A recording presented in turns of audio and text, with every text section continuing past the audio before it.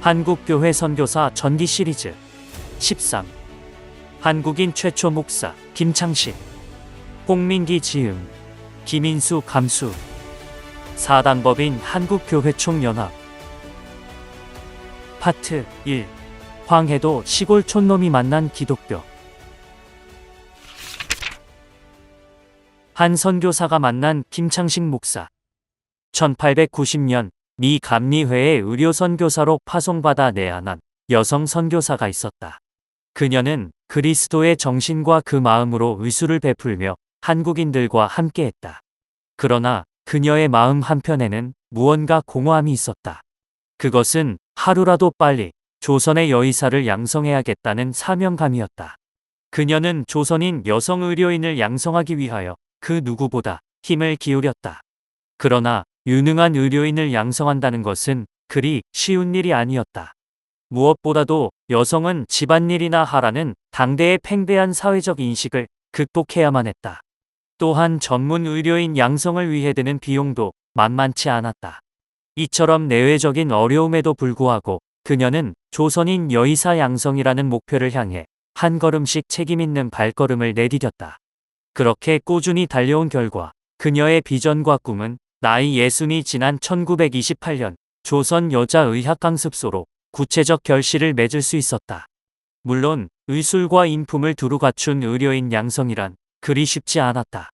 하지만 전보다 좀 더 체계적으로 조선인 여성 의료인을 양성할 수 있게 되었다는 사실은 매우 기쁜 일이었다. 이러한 감격에 젖어있던 그녀의 이름은 로제타 셔우드 홀이었다. 미약하게나마 로제타 선교사의 꿈이 구체화되어가고 있던 어느 날이었다. 강습소가 설립된 지 1년이 지난 1929년 겨울, 그녀가 세운 서울 동대문 조선 여자의학강습소에 한 통의 전보가 도착했다. 그 전보에는 다음과 같이 쓰여 있었다. 발신구, 황해, 해주, 수신, 경성 동대문 밖, 창신동 131 여자의학강습소, 홀, 의사. 내용, 김창식 목사 별세. 광화문쇼와 1월 9일. 김창식이란 이름 석자와 그의 별세 소식이 적힌 전보를 받아든 로제타 선교사는 조선 여자의학강습소를 설립한 기쁨은 잠시 내려놔야 했다. 김창식 목사는 이미 35년 전에 먼저 하늘나라로 떠난 남편의 친한 동료였으며 자신에게도 그 누구 못지 않은 소중한 동력자였다. 그뿐만 아니라 아들 셔우드 홀도 김창식을 존경하며 따랐다. 그녀는 김창식의 별세 소식을 접한 순간 김창식과 함께했던 지난날을 가슴 깊이 떠올렸을 것이다. 커다란 아픔 속에서 로제타 선교사는 당시 내한 선교사들이 중심되어 발행하던 명문 선교 잡지 코리아 미션 필드 1929년 6월호에 A Sketch of Appreciation이란 추모글을 실었다. 그 내용 중 일부를 소개하면 아래와 같다. 내가 본 김창식 목사는 그가 그리스도인으로 섬겨온 40여 년이라는 긴 시간 속에서 그 고귀한 모습을 한 번도 의심한 적이 없을 정도로 그리스도와 같은 강직한 사람이다. 그는 한국에서 사역하는 내게 개인적으로 가장 커다란 힘이 되었던 자이다. 그의 모범적인 모습은 우리 모든 기독교회에 너무나도 커다란 영감을 안겨준다.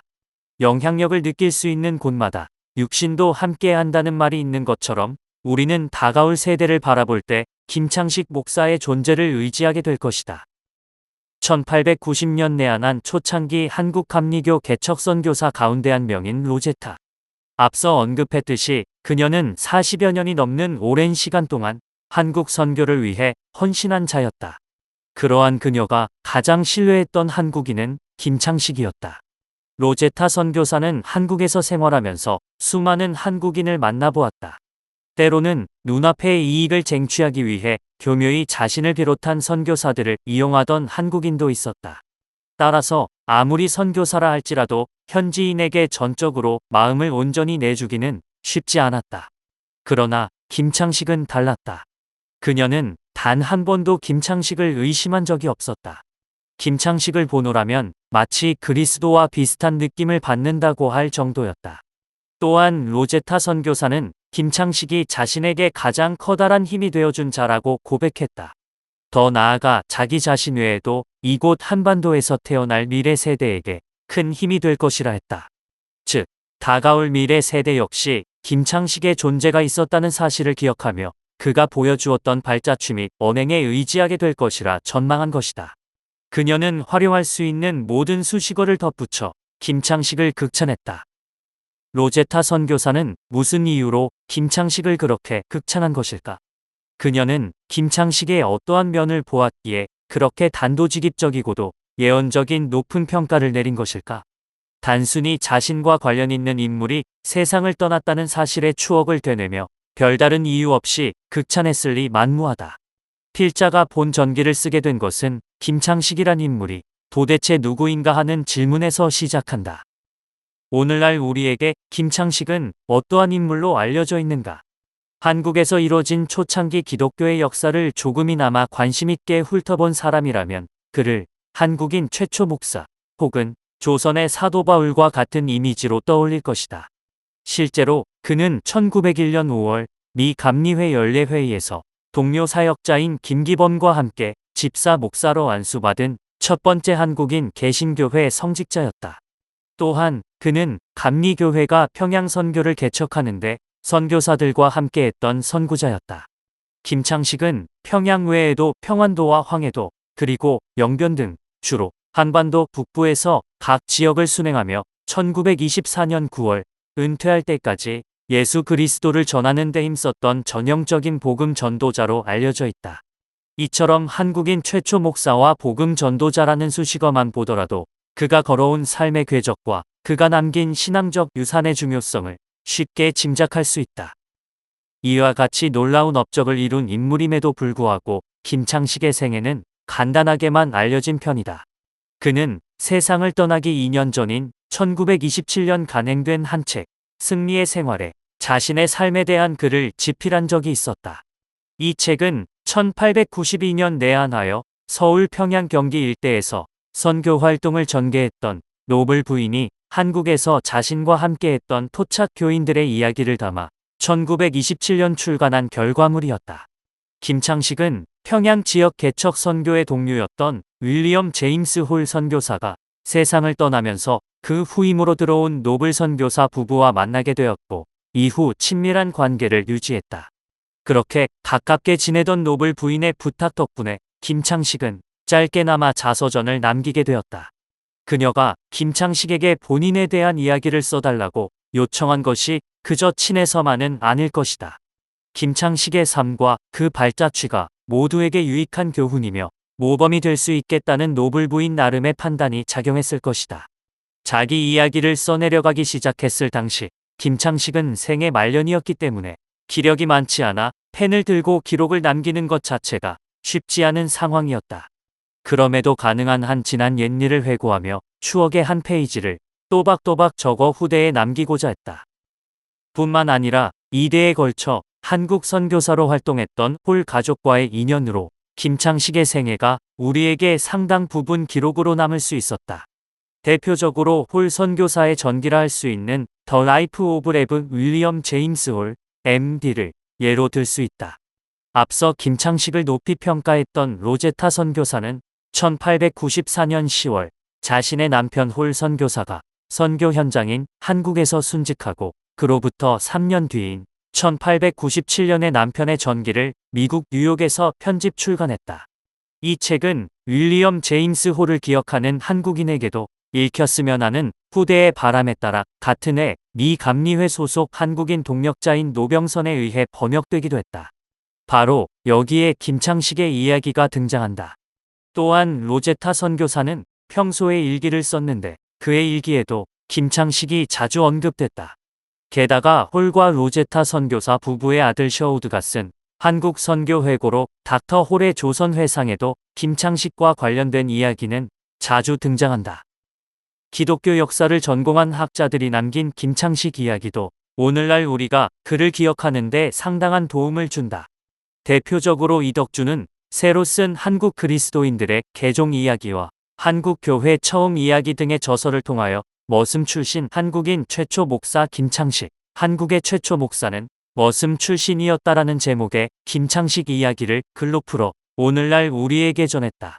그동안 주로 동료 선교사들의 증언을 중심으로 언급된 김창식의 삶과 그 흔적이 해방 이후 전문 기독교 역사학자에 의해 복원되었다는 점에서 커다란 의의가 담겨 있다고 볼 수 있다. 이처럼 인간 김창식을 기억하고자 했던 여러 사람의 노력과 그 결과물이 있었기 때문에 오늘날 우리는 그를 다시 한번 살펴볼 수 있게 됐다. 따라서 지금부터 써내려가는 김창식 이야기는 그가 살아생전에 발행되었던 기독교 관련 회의록, 신문, 잡지 등의 각종 문서 자료를 토대로 생애를 정리하는 데 집중해 볼 것이다. 동시에 김창식이 저술한 일부 단편적인 글들을 중심으로 그가 밟아온 전도 활동의 성격과 남겨진 신앙적 유산에 대해 짚어보고자 한다.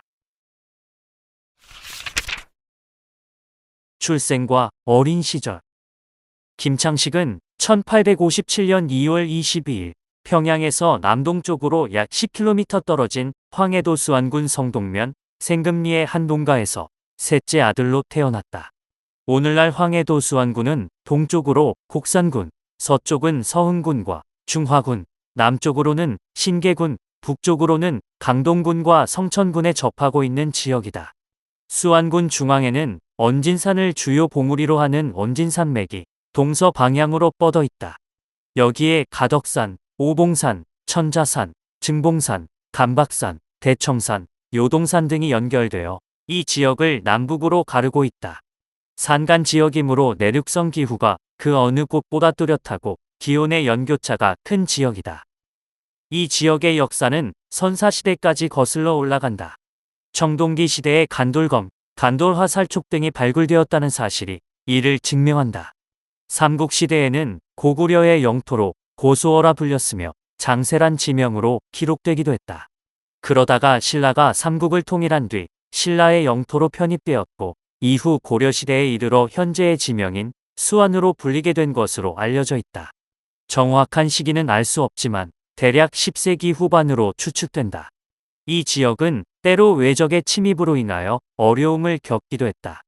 1019년에는 거란족에게 노략질당한 역사가 있었고 명종 8년인 1178년에는 반란군에게 마을이 함락당하는 비운을 겪기도 했다. 몽고 항쟁 시기에는 원나라가 설치한 동명부에 예속되며 민족적 아픔을 함께 겪었다. 조선시대인 1450년부터는 군수가 정식으로 부임하여 행정구역으로서의 모양을 어느 정도 갖추기 시작했다. 세종실록에 따르면 당시 1085호에 3786명이 수안군에 거주했다고 한다. 선조 30년인 1597년 정유재란이 일어났을 때는 왕비가 그 혼란이 끝날 때까지 수안군에 가궁궐을 짓고 피난하며 생활한 일도 있었다. 정조 18년인 1794년에는 이곳에서 금이 채굴되기 시작했다. 이 광산은 훗날 수안광산으로 알려진 남정광산으로 20세기에 들어서면서 많은 외국인의 주목을 받기 시작했다. 특히 1905년 영국인 피어슨에 의해 재개발되어 매년 3톤의 금을 생산하다가 일본에 강제 병합된 이후로는 그 소유권이 전부 일본으로 넘어가 경제권을 수탈당했다. 금 채굴이 한창일 때는 4만 7천여 명에 달하는 종업원이 있을 정도로 규모가 컸다. 한편 이 지역은 형세가 험하고 높은 산과 서북쪽으로부터 개성과 서울로 통하는 길목이 많아 예로부터 국방의 요새가 상당수 존재했다. 즉, 산세가 험한 산간 지방이었기 때문에 적의 침입과 국내의 각종 혼란 속에서도 그리 큰 영향을 받지 않던 곳이라 할 수 있었다. 이에 사람들이 이곳을 마음 놓고 살 수 있는 마을이라 하여 수안이라 불렀다는 이야기도 있다. 그러한 역사와 지리적 특징이 있는 수안에서 김창식이 태어나 자랐다. 그는 자신의 어린 시절을 다음과 같이 기억했다. 나의 출생지는 황해도 수안군 성동면 생금리인데 나는 11세부터 한문 공부를 시작하여 16세까지 글방 생활을 하였고 16세부터 21세까지는 농업에 종사하였으며 21세가 되던 해에 서울로 올라왔다가 그 후 8년 동안은 돈벌이에 가며 조선 팔도를 안 다녀본 곳 없이 돌아다니며 여행 생활을 하였다. 그는 농가 출신이지만 집안 형편이 어려울 정도로 매우 열악한 것은 아니었다고 추측해 볼 수 있다. 여타 아이들과 비교할 때 조금 늦기는 했어도 교육의 기회가 주어졌기 때문이다. 그는 11살 때부터 서당에 입학하여 한문을 배우기 시작했다. 물론 농사일을 주업으로 하는 가정에서 태어났으니 평소에는 집안일을 돕지 않을 수 없었다. 그러다가 16세부터는 집안 사정으로 인하여 부모를 도와 전적으로 농업에 종사하게 되었다. 농사일은 약 5년간 이어졌다.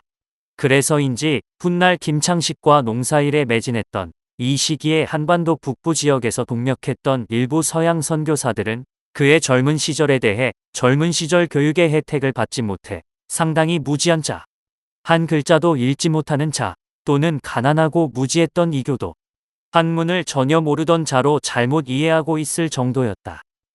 그렇게 집안 농사일을 도우며 종사하던 그는 21세가 되던 해에 모험을 감행하게 된다.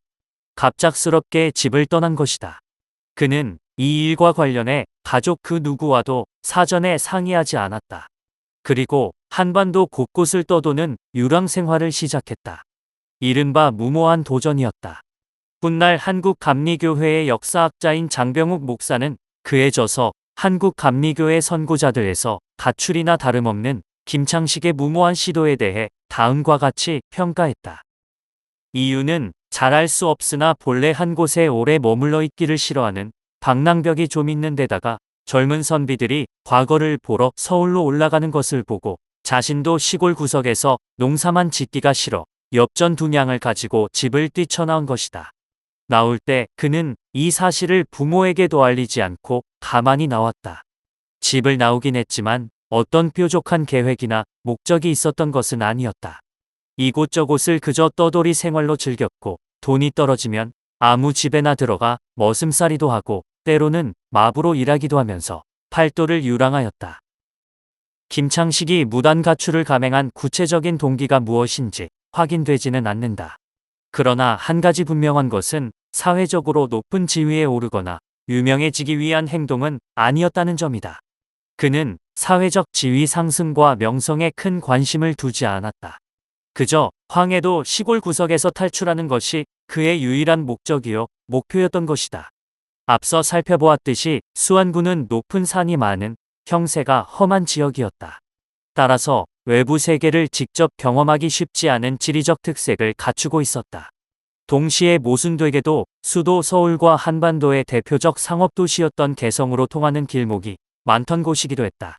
따라서 대도시를 향해 이곳을 지나가는 외지인들이 그의 눈에 많이 띄었을 것이다. 그러했으니 시골 마을 촌놈이었던 김창식의 눈에 외부 세계에 대한 동경과 상상이 그 누구보다 가득했으리라. 게다가 그는 성격상 지그시 한 곳에 머물기보다 세상 곳곳을 누비며 다니는 것이 적성에 맞았던 듯하다.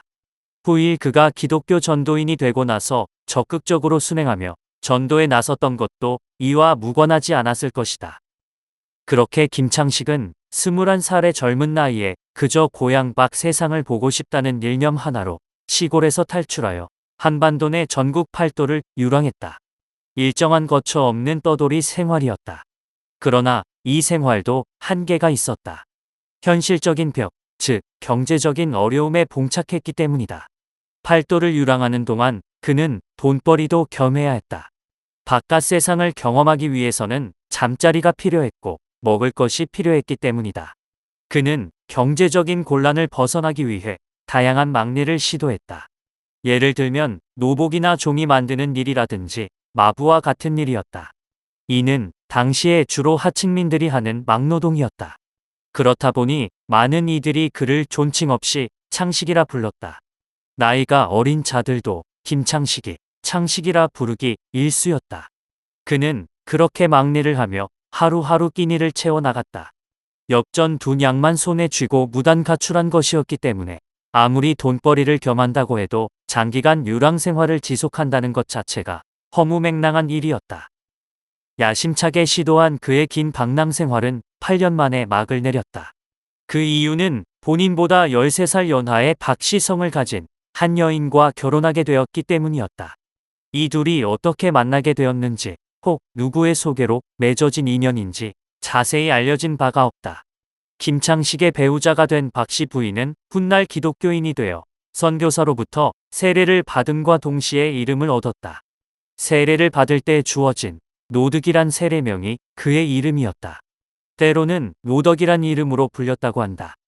훗날 김창식이 기록한 자신의 회고록에 따르면 아내의 이름을 노덕이라 기술하고 있다.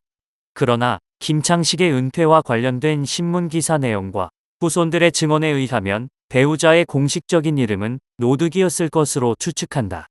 김창식은 박씨 여인 박노득과 결혼했다. 평북 영변 출신으로 해방 이후 기독교 대한감리회 감독을 역임한 류형기는 박노득에 관해 키가 작고 고운 외모였다고 기억했다. 당시 김창식의 나이 29살로 사회 통념에 비해 상당히 늦은 나이에 이뤄진 결혼이었다. 결혼하면 남자가 철든다고 하지 않던가. 김창식도 마찬가지였다. 그에게 결혼은 한 여인을 아내로 받아들이는 일과 동시에 가장으로서의 책임감을 요구받는 일이었다. 가정을 이끄는 책임감을 수행하기 위해서는 무엇보다도 안정된 직장이 필요했다. 기존처럼 하루 벌고 하루 먹고 하루 사는 생활로는 아내와 앞으로 태어날 자식들을 부양하기 어려웠다. 결국 그는 구직 활동에 힘을 쓰기 시작했다. 직장을 알아보던 가운데 우연히 누군가를 만나게 되었다. 그런데 그 만남이 김창식의 전 생애를 송두리째 바꾼 역사적 사건이 될 줄은 아무도 몰랐다. 본인도 몰랐고 그의 아내도 몰랐다. 오직 하나님만이 알고 있는 놀라운 신적 섭리와도 같은 사건이었다. 서양인과의 첫 만남. 김창식이 세상을 떠나기 2년 전인 1927년, 그는 동력자 노블 선교사의 부인으로부터 부탁을 받고 자신의 지난날을 회고했다. 그리고 다음과 같이 기록으로 남겼다. 나는 29세 되던 해에 비로소 박노덕 양과 결혼하여 가정생활을 시작하게 되었다. 그리고 혼인한 지 얼마 지나지 않아 난생 처음 서양 사람을 만나게 되었다. 내가 서양 사람을 처음 봤을 때 그 모습이 우리 조선 사람 같지 않은 것을 보고 야만인이라 생각했다. 또한 서양 사람들이 조선인 어린아이들을 잡아먹는다 하는 풍설을 듣고 이 사실 여부를 확인하고 싶은 생각이 간절히 들었다. 이것이 내가 서양인 집에 가서 일하게 된 동기였다. 김창식이 보았던 서양인은 낯설고 어색한 모습 그 자체였다. 이는 차치하더라도 당시 사람들 사이에서는 서양인들에 대한 이상한 소문이 퍼져 있었다. 예를 들면 선교사들이 한국의 유아들을 유괴하여 외국에 팔거나 실험 대상으로 쓰고 심지어 남색을 즐긴다는 유언비어가 시중에 돌고 있었다. 어떤 이들은 서양인들이 아이들의 눈을 빼내어 카메라 렌즈로 사용한다는 말도 있었다. 그도 그럴 것이 서양인들이 찍은 사진은 당시 조선에선 찾아볼 수 없는 매우 신비하고 신기한 물건이기 때문이다. 자신과 꼭 닮은 이가 인화지에 새겨진 모습을 보니 혹여나 혼이 새어나간 것은 아닐까 하는 염려 아닌 염려가 가득하기도 했다. 여기에 당시 프랑스 공사관에 근무하던 어느 한국인 직원이 서양인들은 아이들의 살과 피를 먹는다 라고 소문을 퍼뜨리면서 분위기는 더욱 험악해졌다. 그로 인하여 선교사를 배척하는 분위기가 고조되고 있었다. 자연스럽게 선교사들이 운영하는 학교와 병원, 보육원 등 관련 기관은 한국인들이 매섭게 의심의 눈초리를 보내는 장소가 되어버렸다. 이러한 분위기가 이어지던 중 흥분한 군중들이 선교사들의 거주지나 학교, 병원 등 기독교 관련 기관을 습격하는 일이 발생했다. 이른바 영화소동이라는 사건이었다. 이 소동은 짧게는 2주간, 길게는 6주에 가깝게 서울 종로와 정동을 중심으로 퍼져나갔고 서울 시내를 혼란스럽게 만들었다. 서울 정동에 위치한 이화학당의 경우 여타 기관보다 상당히 큰 피해를 입었다. 학생들이 등교하지 않은 것은 물론 몇 차례에 걸친 군중들의 습격을 받았다. 또 군중들은 선교사들에게 고용된 한국인 직원들도 서양인을 도와 유괴에 가담한다고 보았다. 결국 흥분한 군중에 의해 학교 수위가 목숨을 잃는 사고까지 발생했다. 여기에 미국, 프랑스, 러시아 등 서구 열강의 공사관들이 개입하기에 이르렀다. 외교관들은 자국민들의 보호를 조선 왕실에 요청했다. 정부에서는 고시문을 발표하고 순찰을 강화했다. 그리고 이 소요를 가라앉히기 위해 제물포에 주둔하고 있던 외국 군대가 서울에 들어와 무력 시위를 벌이기까지 했다. 그렇게 외교공관의 요청과 조선 왕실의 적극적인 대응으로 흥분한 군중들을 진정시키고 이 사태를 가까스로 해결할 수 있었다. 바로 그와 같은 분위기가 팽배하던 시절이었다. 그 와중에 김창식은 겁도 없이 서양인을 향한 왠지 모를 호기심에 끌렸다. 그것은 친밀감에 따른 것이라기보다 서양인의 실체를 탐색하고자 하는 목적에 가까웠다. 놀랍게도 그의 바람처럼 이 호기심을 해결할 수 있는 절호의 기회가 찾아왔다. 어느 날 그가 알고 지내던 이무영이 서양 선교사 사택에서 일꾼으로 일해보는 것이 어떻겠냐고 제안했던 것이다. 참고로 이무영은 당시 선교사들이 세우고 운영하던 배제학당 학생이었다. 따라서 누구보다도 선교사들과 자주 만날 수 있었던 위치에 있었다. 이처럼 지인으로부터 선교사 집에 들어가 일을 하지 않겠냐는 제안을 받은 김창식의 마음은 상당히 들떴다. 영화 소동 같은 사태가 벌어졌던 당시의 사회적 분위기를 고려한다면 대부분 이 제안을 단칼에 거절했을지 모른다. 서양인을 만나는 것이 그저 무섭고 두려울 만한 상황이었기 때문이다. 그러나 김창식은 달랐다. 그는 지인의 제안을 받고 적극적으로 반응했다. 두려움보다는 자신이 갖고 있던 개인적 호기심을 즉각적으로 해결할 수 있는 절호의 기회로 보았다. 일찍이 고향을 벗어나겠다는 집념 하나로 무작정 가출을 시도했고 그에 따라 20대 시절에 전국 팔도를 유랑하며 겁없이 보냈던 그였다. 그는 해볼 테면 해보라지 하는 당당함으로 서양인 사택에 제 발로 들어갔다. 그렇게 소개받아 들어간 곳은 올링거 선교사의 집이었다. 올링거는 미국 오하이오 출신으로 미 감리회에서 파송받은 선교사였다. 선교사가 되기 전에는 미 감리회에서 목사 안수를 받은 뒤 미국 미시건주 사기노우와 베이시티 그리고 피츠버그에서 목회했다. 그러다가 그는 해외 선교의 소명을 느끼고 일찍이 1870년 중국 푸저우 지방으로 들어가 전도와 교육 사업에 매진하던 자였다. 그만큼 선교 경험이 상당히 풍부한 시니어이기도 했다. 그러다가 1887년 한국 선교사로 선교지가 변경되어 다시 파송을 받게 되었고 그렇게 내한하여 이제 막 한국 생활을 익혀가고 있던 터였다. 김창식은 올링거 선교사 사택에서 일하던 시절을 다음과 같이 기억했다. 내가 처음으로 일을 하던 집은 미국인 올링거 목사의 집이었다. 나는 그 집에서 일하는 동안 올링거 목사 내외의 생활을 상당히 주의하며 살펴보았다. 그러나 아무리 살펴보아도 그들에게 불이한 행동은 조금도 발견할 수 없었다. 김창식은 올링거 선교사 사택에 일꾼으로 고용됐다. 그는 선교사 사택에서 무슨 일을 했을까? 이에 대해 올링거 선교사 집에 자주 오가던 선교사들은 김창식의 역할을 서로 다르게 표현했다. 모리스 선교사는 김창식을 보고 올링거 집의 문지기라고 불렀다. 그러나 또 다른 선교사 폴웰은 김창식을 마부라 칭했다. 그뿐만이 아니었다. 폴 부인과 존스 선교사는 김창식을 요리사라고 기억했다. 도대체 그의 역할이 무엇이길래 많은 이들이 문지기, 마부, 요리사 등 서로 각기 다양한 표현으로 그를 칭했을까? 그만큼 올링거 선교사 집안에서 그에게 맡긴 일은 매우 다양했다는 것을 뜻했다. 또 다른 측면에서는 온갖 잡일이 당시 선교사 집에서 그에게 주어진 일이라는 것을 알 수 있다. 일의 경중을 따지지 않고 모든 일을 김창식이 감당했던 것이다. 그런데 이를 다른 각도에서 보자면 그가 선교사의 일거수일투족을 누구보다도 곁에서 한층 자세히 살필 수 있었다는 말과 같다. 그러나 감시와 관찰은 둘째치더라도 처음에는 서양인의 일을 돕는 것 자체가 쉽지 않았다. 적응하는데 애를 먹었기 때문이다. 무엇보다도 서양인들의 언어와 문화가 동양과는 전적으로 달랐던 이유가 컸다. 일단 단어 자체를 이해하는데 일정한 시간이 필요했다. 예를 들면 탁자와 의자를 구별하는 일, 양탄자와 냅킨의 개념 차이도 황해도 시골 출신 김창식에게는 매우 생소한 일이었다. 미 감리회에서 파송하여 내한한 개척 선교사 중 한 명인 아펜젤러는 이러한 김창식의 초기 모습을 떠올리며 이른바 가망 없는 시중이라 생각할 정도였다.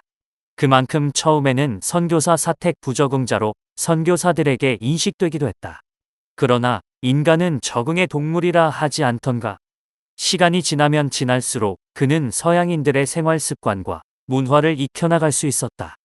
나이프가 뭔지, 포크가 뭔지, 스테이크가 뭔지 서양인들의 일상생활과 그들만의 문화를 배워나갔다.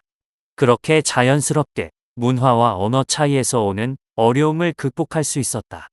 서양인과 함께하는 생활에 익숙해진 그에게 하루의 일과 속에서 조금씩 여유가 생겼다. 그리고 여유가 생기다 보니 점점 서양인들의 일상이 보이기 시작했다.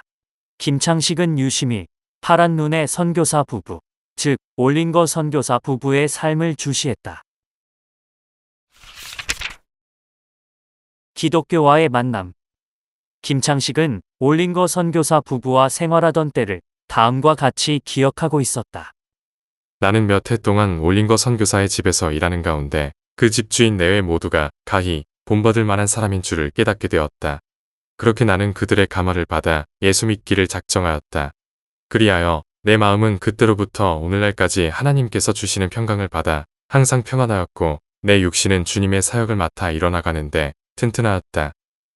김창식은 자신이 서양인 사택에 들어가게 된 목적을 잊지 않고 올링거 부부의 모든 일과를 감시하듯 주의 깊게 보았다.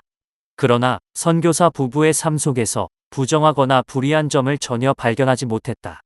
올링거 선교사 부부는 김창식을 오히려 존중했고 차별 없이 평등하게 대했다. 그리고 젊은 시절 교육의 혜택을 충분히 받지 못한 김창식의 형편을 이해하며 공부하도록 권유하기도 했다.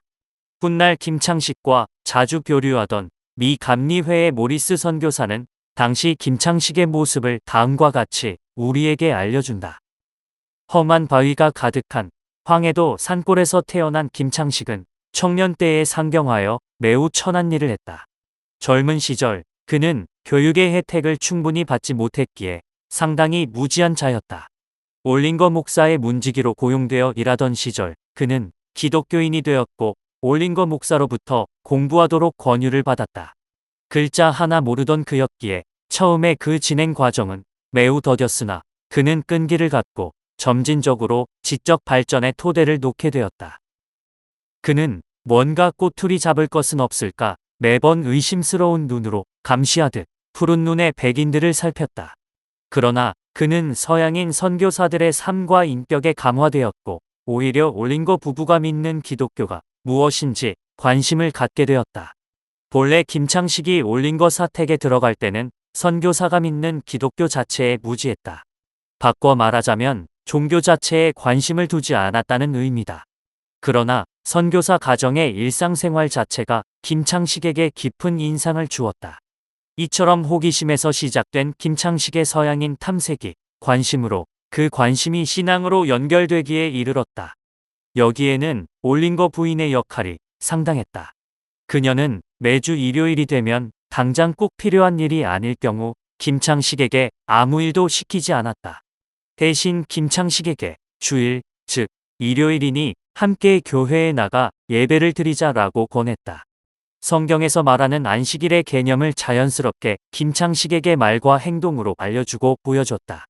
이처럼 올링거 부인의 자상하고도 지속적인 가르침과 신앙적 독려는 김창식에게 모르는 사이 조금씩 일정한 영향을 끼쳤다. 그러한 가운데 김창식이 기독교에 좀 더 몰입하고 깊이 탐구하게 된 계기가 생겼다.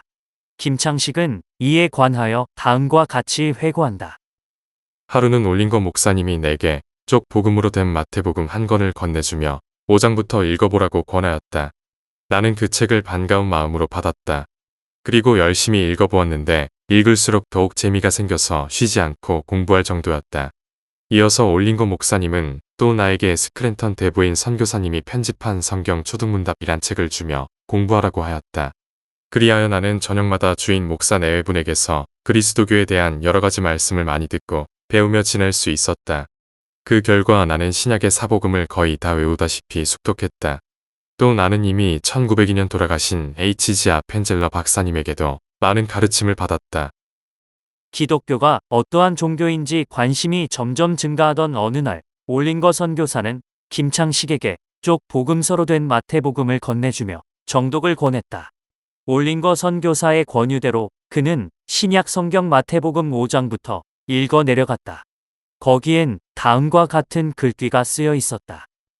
심령이 가난한 자는 복이 있나니 천국이 그들의 것이며 애통하는 자는 복이 있나니 그들이 위로를 받을 것이며 온유한 자는 복이 있나니 그들이 땅을 기업으로 받을 것이며 의에 줄이고 목마른 자는 복이 있나니 그들이 배부를 것이며 긍휼히 여기는 자는 복이 있나니 그들이 긍휼히 여김을 받을 것이며 마음이 청결한 자는 복이 있나니 그들이 하나님을 볼 것이며 화평하게 하는 자는 복이 있나니 그들이 하나님의 아들이라 일컬음을 받을 것이며 의를 위하여 박해를 받는 자는 복이 있나니 천국이 그들의 것임이라.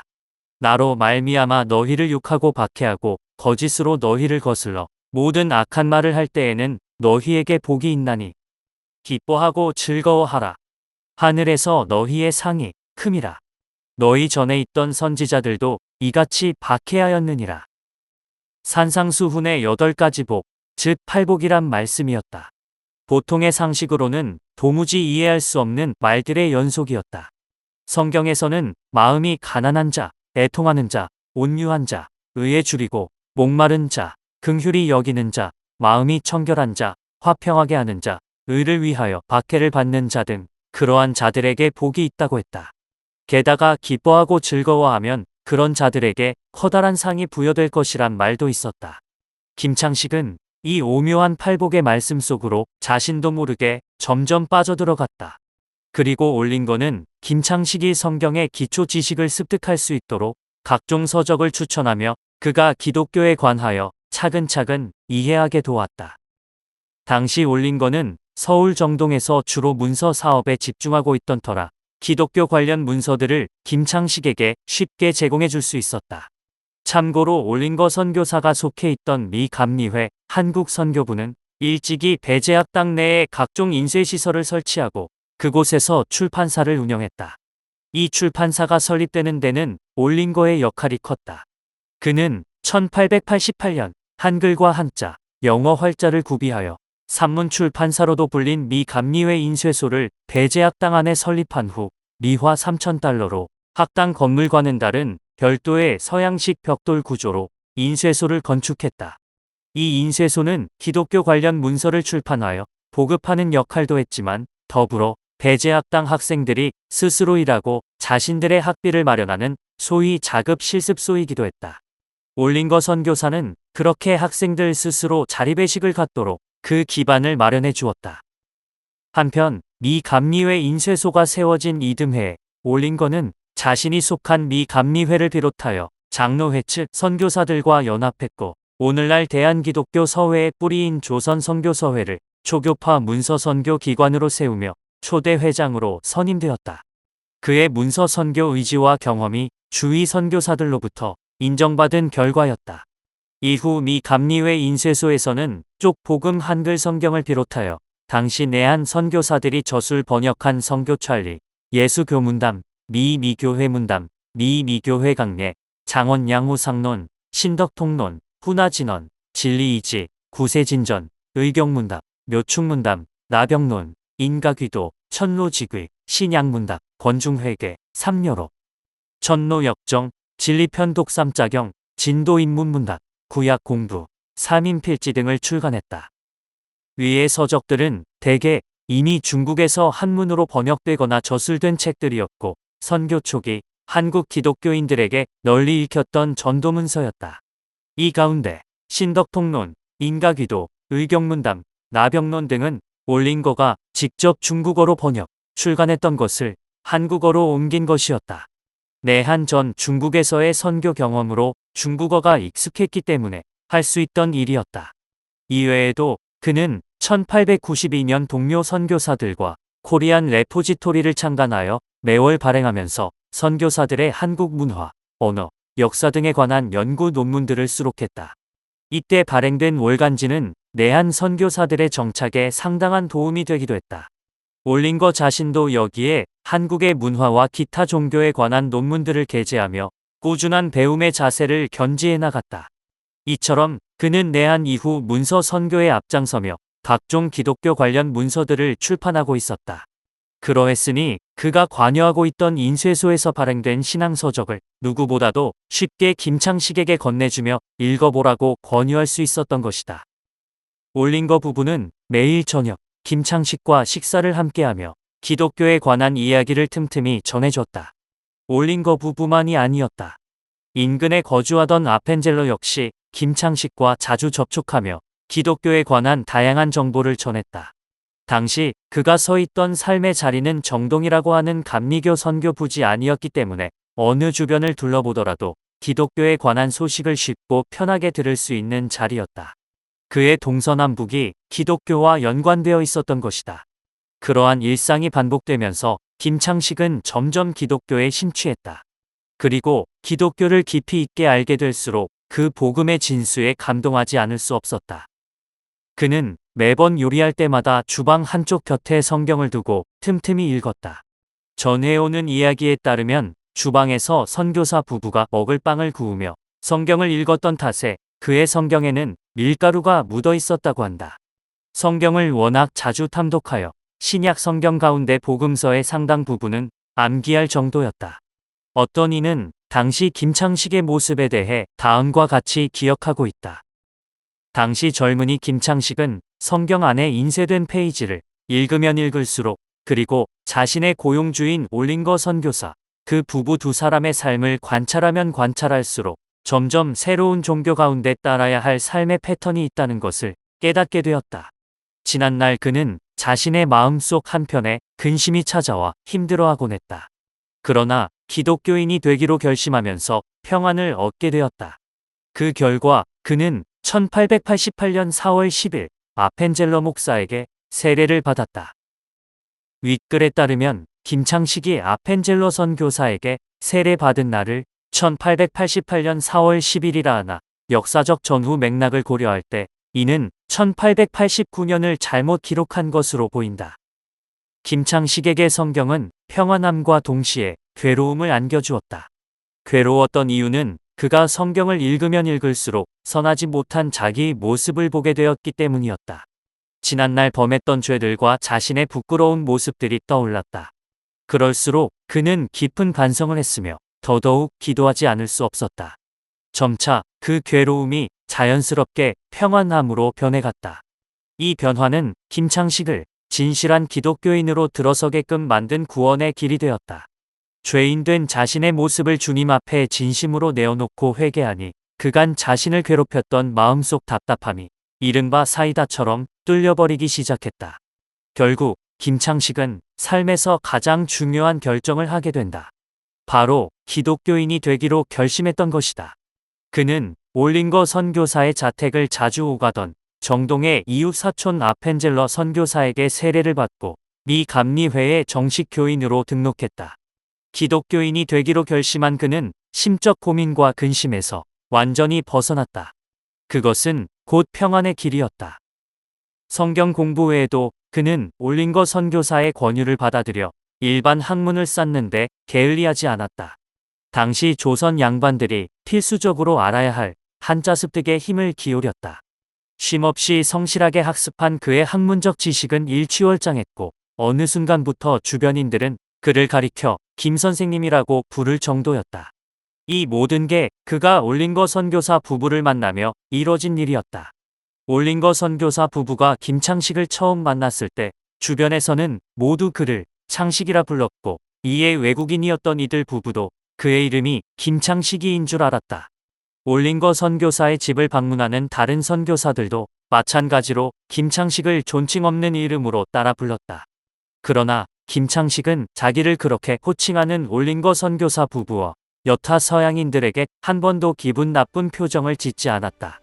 내 이름은 창식이가 아니라 김창식이오라고 항의하며 대꾸한 적도 물론 없었다. 올링거 선교사 부부가 창식이라고 부르는 것은 자신을 하대하려 한 것이 아니었음을 잘 알고 있었기 때문이었다. 이후로도 그는 늘 올링거 선교사 부부를 존경하며 도왔다. 그 생활은 이전까지 살아온 30여 년의 그 어떤 시절보다도 그 누구보다도 행복했다. 그 마음으로 김창식은 약 5년의 세월을 올링거 부부와 함께했다.